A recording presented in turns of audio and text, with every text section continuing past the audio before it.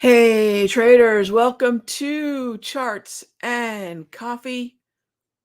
Happy Wednesday, everybody.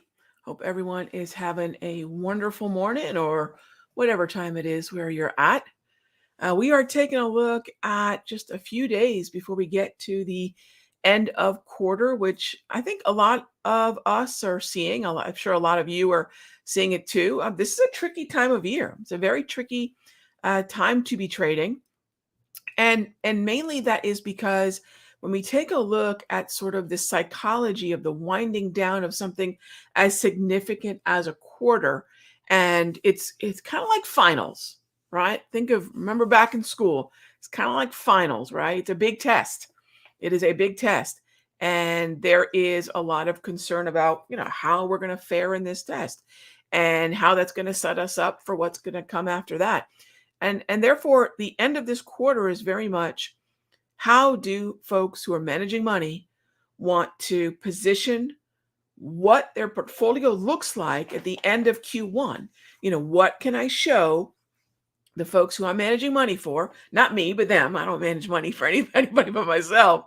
But how can I show folks, hey, this is what I put you in, this is what you do have, and this is what you don't have, right? And so very much a test. It's an interesting psychology that's at work right now, which is why I will typically say strength gets stronger, weakness gets weaker. In other words, we're going to want to put sort of the best of what we think we can present in these things. And it's not a time for bottom picking, right? I don't know that there's going to be a lot of clients happy if they see, a bunch of XLF, a bunch of bank stocks on their in their portfolios. Not that that may not be a bad place to be, right? Same thing could go for oil stocks. Same thing could go possibly for oil, right? So it's not necessarily what are the best positions to have in the portfolio, but one of the ones that are the best looking, right? There is a superficiality to this.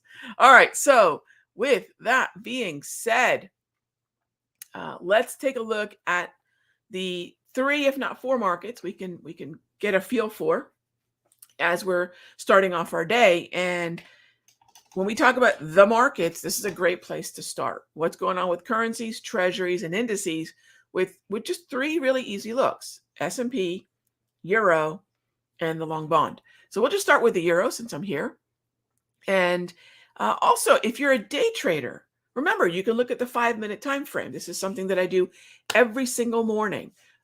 There's a reason that we've been doing day trading. I've done a day trading class every year for the last 3 or 4 years. And in every class, we present another way of understanding how we can measure what's going on in the market, whether that be price.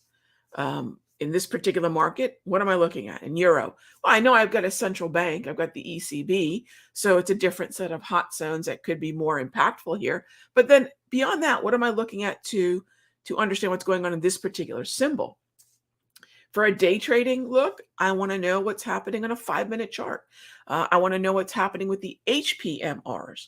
For a swing trade, I'm going to look at an hourly chart, maybe a daily chart. And in this case, I want to know what the structure is on the daily, what the structure is on the hourly, and then look at the DPMRs, the daily price movement ranges. And let's do this right here. Let's break this down really quickly so you can see. If you and I at 9:30, we're going to sit down and start looking for day trades, we'd look at this time frame right here, and we'd start right there. What is the current underlying market structure, market trend, mood, whatever you want to call it? What is it? It's neutral. It was bullish and now it's neutral, right? So we're inheriting a bullish overall neutral market though. I would like to be a buyer. I mean, that's one thing. There's a lot of things on this chart that would tell me I want to be a buyer. So what I'll do is I'll start looking at the zones on my screen and I'll say, all right, where is the resistance? Where is the support? And so it's right there on the screen. And this is based on volatility. So again, there's a sort of exclusivity to understanding where volatility is because most people don't have the ability to plot these things on the chart. So again, there's an edge right there. Okay, well, I know that the hourly is a green trend, so that's bullish. And both the neutral trends on the 5-minute and the daily tell me I could be long or short. I most definitely would prefer to be long.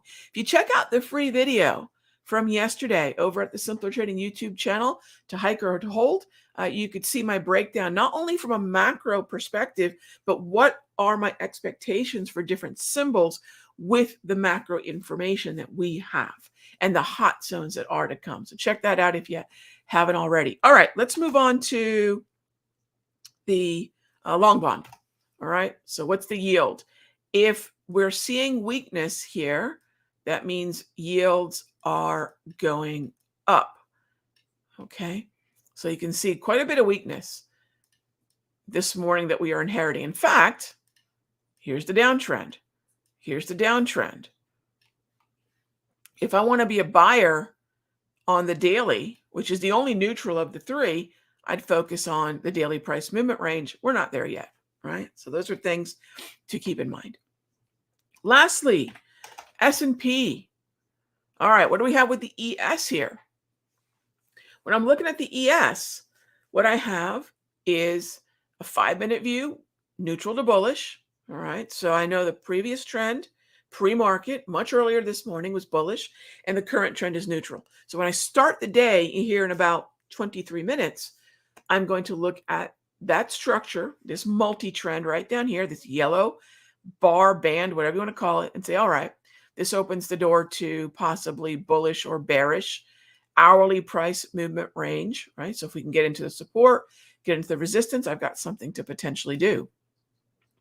Now, one of the things that a lot of folks ask me about whenever we talk about the S&P, really simple, is, Rog, do you trade the SPY?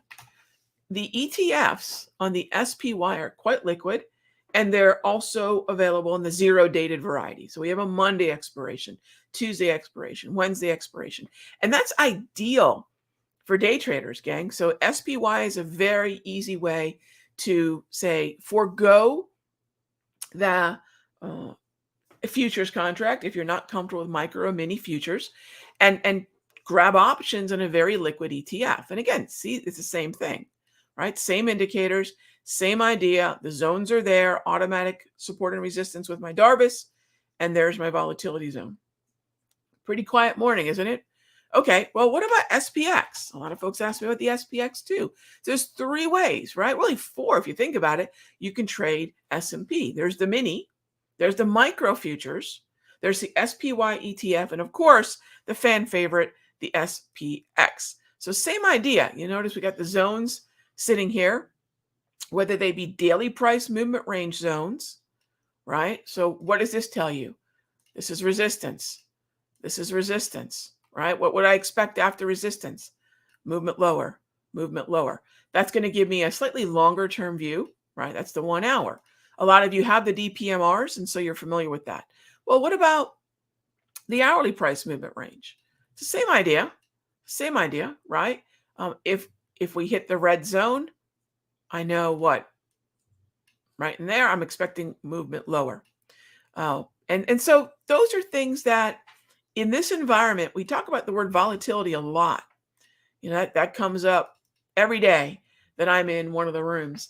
And the challenge to volatility is there typically isn't a way to consistently measure what volatility does. There's a reoccurring pattern in volatility, whether you're looking at an hourly type pattern or whether you're looking at the daily. Those are the 2 that I focus on. There's a reoccurring volatility pattern. In other words, the number of points we tend to move. You get those on a chart, and now you have a way to measure what's going on. So I hope that gives you a pretty good idea of just a really simple way to start the morning. And then, of course, you know, we've got to take a look at the economic calendar. So let's jump on over there. If you have any questions, feel free to type them on in. And when we look at what's happening in terms of what do we have to react to, we have day 2 of FOMC member Barr. Now remember, Barr was speaking yesterday regards to SVB and this bank crisis, right? So that's an important one to watch. 10 a.m. We have the inventory numbers coming out at 10:30, right? The stock change, as they say, imports.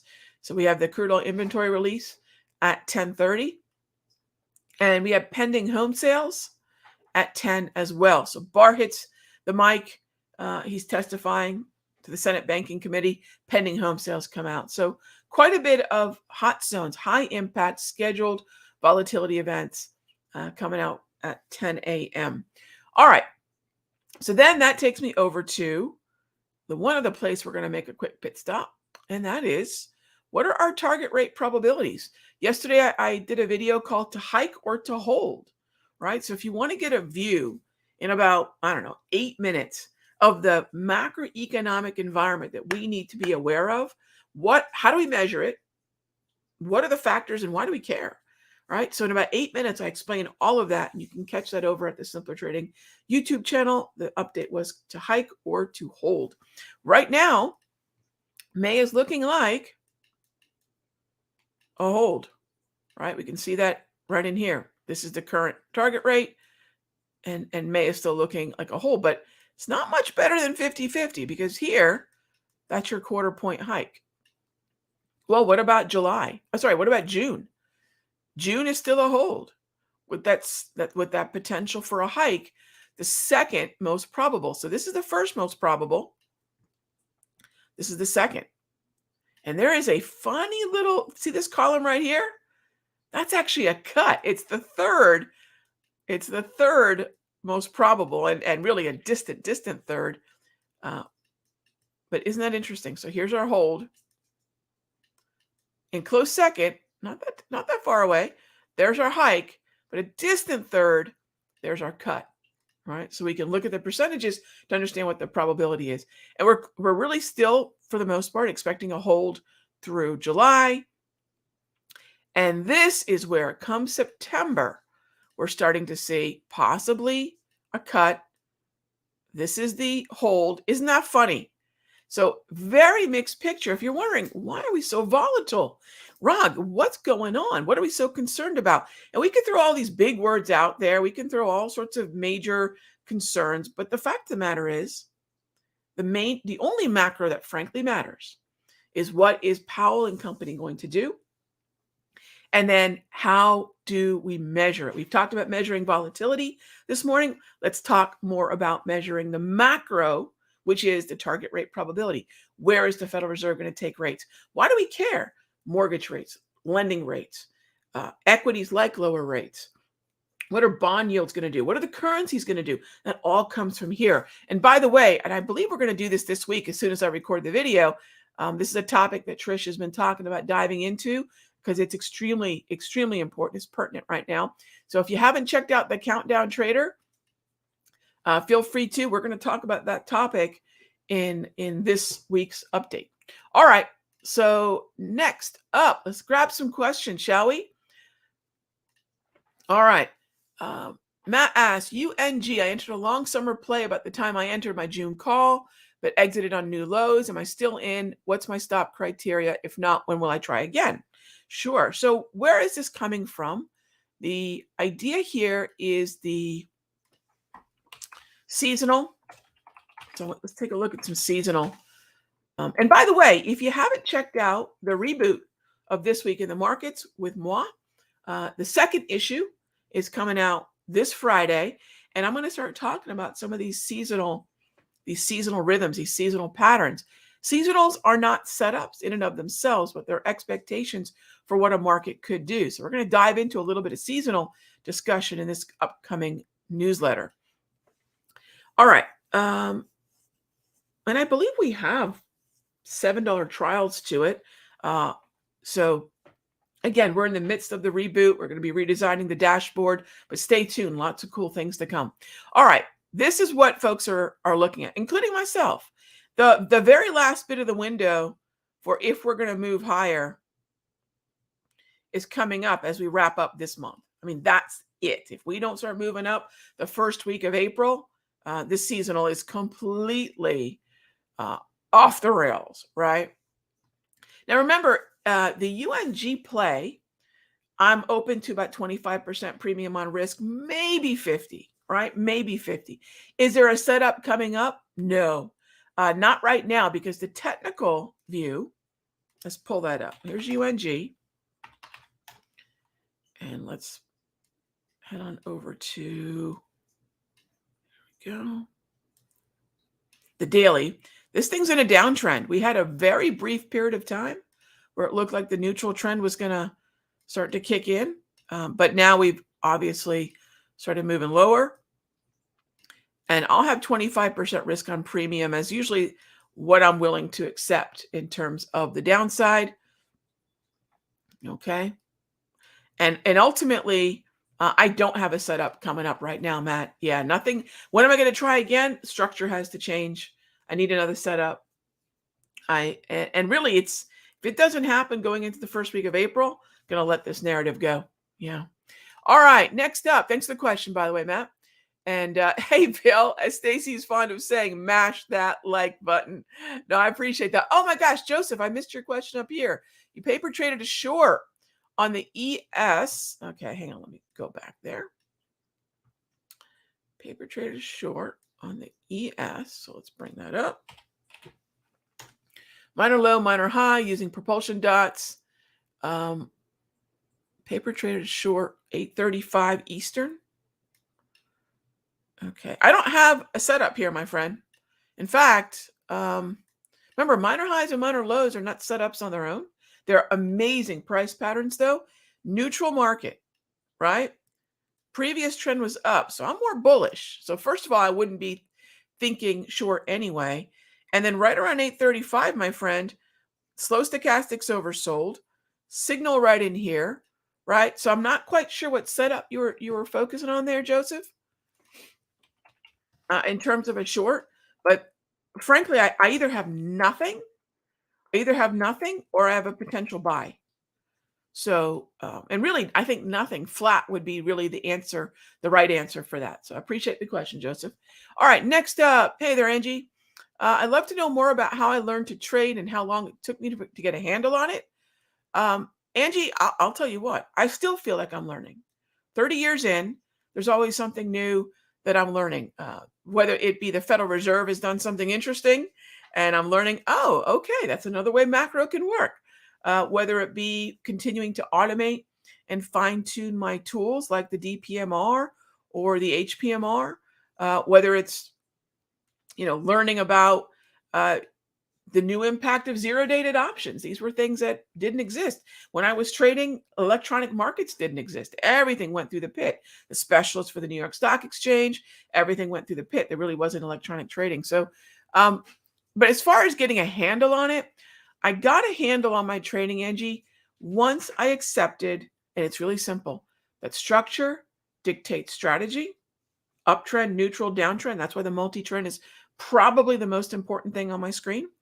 And the other thing this is when I turned the corner, structure dictates strategy. And the only holy grail is position sizing and risk management. And my sector secrets folks know this, right?